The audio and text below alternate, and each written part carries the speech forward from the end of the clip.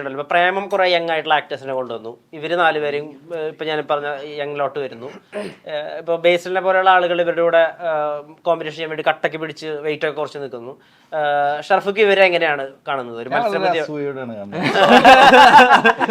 എന്താണ് അസൂയക്ക് പറയാനുള്ള കാര്യം? അങ്ങനെയല്ല, ഞാൻ പറഞ്ഞത് ഇവര് ഏറ്റവും പുതിയ ജനറേഷനല്ലേ സിനിമയില്. അപ്പൊ ഇവരുടെ ഒരു നോളജും ഇവർക്ക് കിട്ടുന്ന അല്ലെങ്കിൽ ഇപ്പോഴത്തെ ഒരു സാധ്യതകളും ഇപ്പോഴത്തെ ഒരു ക്യാരക്ടേഴ്സ് ഒക്കെ കാണുമ്പോൾ ഭയങ്കര സന്തോഷം തോന്നുന്നു, അസൂയ തോന്നാറുണ്ട്. ഞാൻ വെറുതെ പറഞ്ഞ അസൂയ എന്ന് വെറുതെ പറഞ്ഞത്. പക്ഷെ ഞാൻ പറഞ്ഞ ഇവരുടെ ഒരു എന്താ പറയാ, ഇവരുടെ ഇപ്പോഴത്തെ ജെൻസി, ഇപ്പൊ ഞാനിപ്പോ ഹാപ്പി വെഡിങ് ചെയ്യുന്ന ആ സ്പേസിലല്ലേ ഇവര് നിൽക്കുന്നത്. അതാണ് ഞാൻ പറഞ്ഞത്. ഹാപ്പി വെഡിങ് ഒക്കെ ഭയങ്കര വൈബ് മൂവിയാണ്. അതെ, അല്ല ഞാൻ പറഞ്ഞ ആ സമയത്തിന്റെ ഇപ്പോഴത്തെ ആൾക്കാരാണ് അവര്. ജെൻസി. അതെ, ജെൻസി വൈബ് എങ്ങനെയുണ്ട് ഷർഫിക? ഇഷ്ടമല്ലാന്ന് പറഞ്ഞില്ലേ? ജെൻസി എല്ലാരും ജെൻസി അല്ലേ? സംഗീത ജെൻസി ആരോപണങ്ങളെ എങ്ങനെയാ നോക്കി കാണുന്നത്?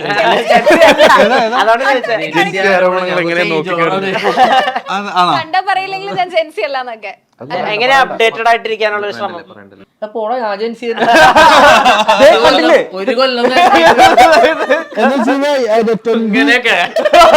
1997 to 2012 വരെ.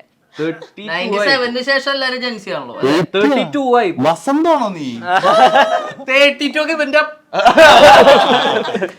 ഈ സിറ്റുവേഷൻഷിപ്പ്, ബെഞ്ചിങ്, ഗ്യാസ് ലൈറ്റിംഗ്, അതിനെ പറ്റിയിട്ട് വേർഡ്സ് അറിയാം, പക്ഷെ ഇതിനൊന്നുള്ള പ്രയോഗിക്കാൻ പറ്റിയില്ല. ഇതൊന്നും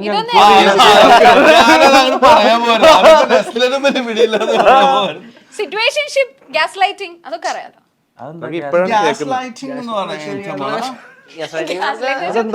എനിക്കറിയാൻ പാടില്ല. ഞാൻ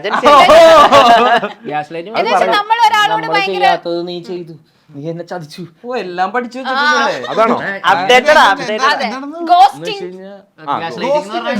ചെയ്യാത്തൊരു കാര്യം ചെയ്തത് നിങ്ങളാണ്. എന്നിങ്ങനെ പറഞ്ഞ് എന്നെയാണ് നിങ്ങൾ വേട്ടയാടിക്കൊണ്ടിരിക്കുന്നത്. അതായത് ഇപ്പഴേ ചേട്ടന്റെ കാമുകി ടോക്സിക് ആണെന്ന് വിചാരിക്കുക, പക്ഷെ ചേട്ടനാണ് ടോക്സിക് എന്ന് കാമുകി പറഞ്ഞ് ചേട്ടനെ ധരിപ്പിക്കും. അപ്പൊ ചേട്ടൻ അത് വിശ്വസിക്കും. ശരിയാണ്, ഞാനൊരു ടോക്സിക് ആണ്. ഇതൊരു വലിയൊരു കോഴ്സാണ്. ഇത് കുറെ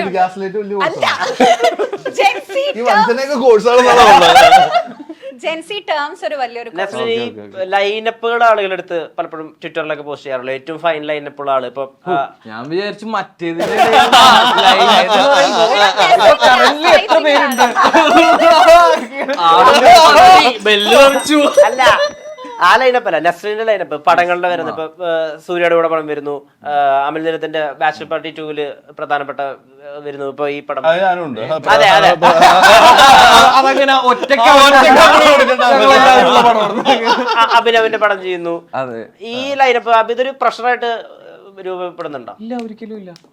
ഇനിയും സക്സസുകൾ ഡെലിവറി ചെയ്യണം. അങ്ങനെ ഇതെല്ലാം സക്സസുകളാവട്ടെ. ഞാൻ ഒത്തിരി ആഗ്രഹിക്കുന്ന എന്താ ക്രിയേറ്റേഴ്സിന്റെ കൂടെ അല്ലെങ്കിൽ ടാലന്റഡ് ആയിട്ടുള്ള ആൾക്കാരുടെ കൂടെ വർക്ക് ചെയ്യാൻ എനിക്ക് ഒത്തിരി, ഈ അമലേട്ടൻ്റെ ഒക്കെ ഞാൻ ഒത്തിരി ആഗ്രഹിച്ചിട്ടുണ്ട് തുടക്ക സമയത്തൊക്കെ. എന്തെങ്കിലും ഒരു ചെറിയ ക്യാരക്ടർ ആണെങ്കിൽ പോലും, പാസിംഗ് ആണെങ്കിൽ പോലും എനിക്ക് അപ്പോൾ ആ ആഗ്രഹങ്ങളൊക്കെ ഒന്നൊന്നായിട്ട് സാധിച്ചു വരട്ടെ.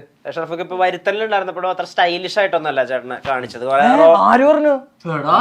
പൊളിയായിരുന്നു. അല്ല, ആ സ്റ്റൈലില്ല. ഇപ്പൊ ബാച്ചലർ പാർട്ടിയിലൊക്കെ ബാച്ചലർ പാർട്ടിയിൽ ഭയങ്കര സ്റ്റൈലിഷ് ആയിട്ടുള്ള ഒരു ഷറഫിനെ ആയിരിക്കും കാണാൻ പറ്റുക. എന്തായിരിക്കും?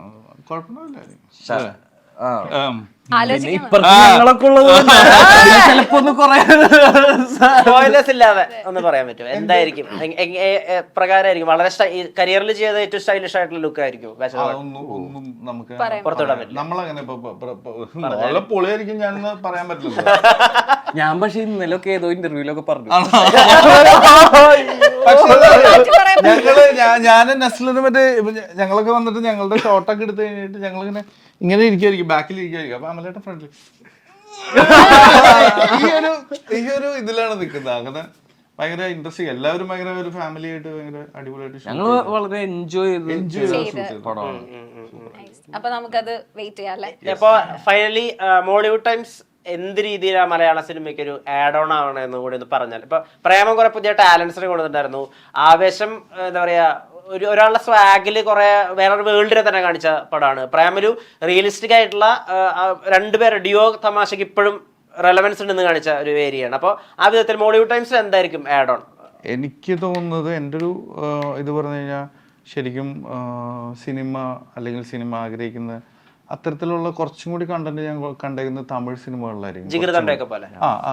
അത്തരത്തിൽ അങ്ങനെ ഒരു കൊമേഴ്ഷ്യലി ഒരു മെയിൻ സ്ട്രീം ഹീറോ അല്ലെങ്കിൽ main stream film maker, main stream company എല്ലാം ചേർന്നിട്ട് ഒരു സിനിമ ട്രൈ ചെയ്യുന്നതിൻ്റെ എല്ലാ ഗുണവും മോളിവുഡ് ടൈംസിനുണ്ടാവും. റോഷൻ, രണ്ട് വാക്ക്. അതിലും നന്നായിട്ട് എനിക്ക് പറയാൻ അറിയത്തില്ല. അത് തന്നെയാണ്.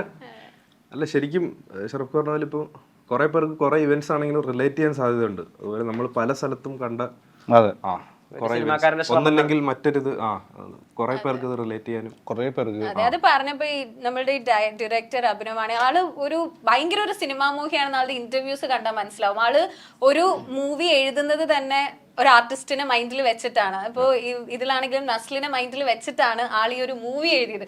ഇപ്പൊ തന്നെ പെപ്പ അതാണ് ഓർക്കുന്നത്. അല്ല, എന്റെ അടുത്തും പറഞ്ഞ അങ്ങനെയല്ലേ. എന്നെ ഒരു വിളി വിളിച്ചിട്ട് എന്റെ അടുത്ത് പറഞ്ഞു, ഇതില് ചിലപ്പോ ഒരു പരിപാടി ഉണ്ടാവുമായിരിക്കും, ഞാൻ ഒരു ഐഡിയ വെച്ച് പോവാണെന്ന് പറഞ്ഞു. അപ്പൊ ഞാൻ ഓക്കെ ശരി താങ്ക് യു എന്ന് പറഞ്ഞു. ഉറപ്പില്ലാട്ടോ ഒന്നും കൂടി പറഞ്ഞു. അപ്പൊ ഞാൻ അങ്ങനത്തെ ഒരു സസ്പെൻസിൽ നിർത്തിയാണ് പുള്ളി എഴുതിക്കൊണ്ടിരുന്നതെന്ന് എനിക്ക് തോന്നുന്നു. വളരെ സാറ്റിസ്ഫൈഡ് ആണെന്ന് തോന്നുന്നു കഥാപാത്രത്തിൽ. ഞാൻ എവിടെയും സാറ്റിസ്ഫൈഡ് അല്ലാന്ന് പറഞ്ഞു. അല്ല, അങ്ങനെയല്ല, വളരെ സാറ്റിസ്ഫൈഡ് ആണെന്ന് തോന്നുന്നു. തൃപ്തി ഉണ്ട്. അല്ല, എനിക്ക് അല്ലെ ഹാപ്പിയാണ്. അല്ലെ കണ്ടവരാണ്. അല്ല, ഞാൻ കണ്ടിട്ടുള്ള പടം. ഓ, അങ്ങനെയാണോ? അതെ, പക്ഷെ അത് ഒരു യുണീക്ക് ആയിട്ടുള്ള, എനിക്ക് തോന്നുന്നു എല്ലാ ഡയറക്ടേഴ്സും അങ്ങനെ ചിന്തിക്കുന്നത് ഞാൻ ഇതുവരെ കേട്ടിട്ടില്ല.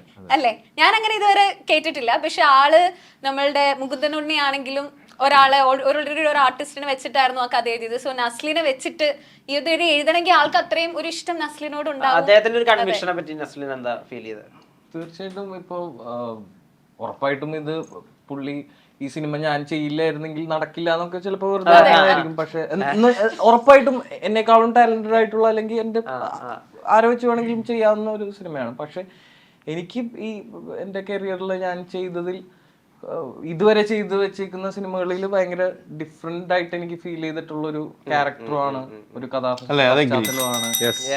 അപ്പോ എനിക്കൊരു ചാലഞ്ച് അല്ല, എന്റെ കരിയറിലൊരു എടുത്തു പറയാൻ പറ്റുന്ന അല്ലെങ്കിൽ ഒരു കുറച്ച് വർഷങ്ങൾ കഴിയുമ്പോൾ എനിക്ക് ഒരു റിഗ്രറ്റ് തോന്നാത്ത അല്ലെങ്കിൽ ഹാപ്പി ആവുന്ന ഒരു സിനിമയായിരിക്കും. ആ സിനിമ ഞാൻ ആ സമയത്ത് ചെയ്തല്ലോ എന്നുള്ളതിൽ ഞാൻ ഭയങ്കര പ്രൗഡായിട്ട് ഫീൽ ചെയ്യുന്ന ഒരു സിനിമയായിരിക്കും എന്ന് എനിക്ക് വിശ്വാസമുണ്ട്. പിന്നെ ഈ സിനിമയ്ക്കുള്ളിലെ സിനിമ പറയുമ്പോൾ നമുക്ക് ഇപ്പൊ പെട്ടെന്ന് മലയാളത്തിൽ ഓർമ്മ വരുന്നത് ഉദയനാണ് ഇതെല്ലാമാണ്. ഈ സിനിമയ്ക്ക് ശേഷം എനിക്ക് തോന്നുന്നുണ്ട് ഇതൊരു പുതിയൊരു സിനിമയായിട്ട് അല്ലെങ്കിൽ പുതിയൊരു നെറേറ്റീവ് സ്റ്റൈല് ഇതിലുണ്ട്. അപ്പം ഇതിന് ശേഷം അങ്ങനത്തെ ഒരു മോളിവുഡ് പറയട്ടെ, ആൾക്കാർക്ക് പെട്ടെന്ന് ഓർമ്മ വരട്ടെ